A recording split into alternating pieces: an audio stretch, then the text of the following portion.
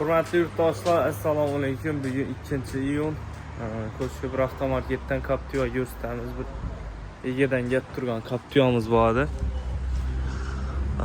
Demek 2013 yılda işlep çıkarılgan 3.2'lik motor propanda 145.000 kilometre yürürgen balonlar yaxşı.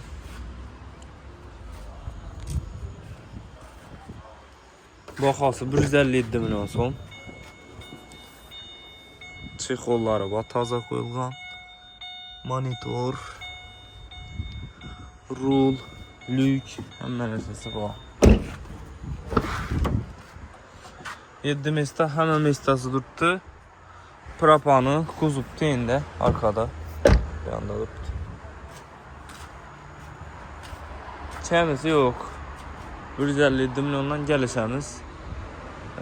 Avtokreditə 57 milyon bilen çıkardı, 5600'den aylık.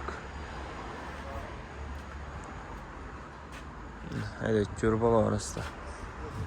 Bundan ba 11. yıl avtomat metan gazları ba 130.000 kilometre probek, baxası 157 milyon son. Bu 4 boğan.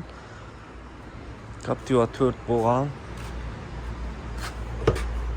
Bir krelinde petnosu var. İki halatı yaxşı. Görübala arası da. Yurttaşlar avtomarketdə duralım. Maşinlarımız kimə çıxıq maşin gerek olsa yazı bu arasında koldan gələcək sizlərə danışıq var. Tutub qalanız, rəhmət.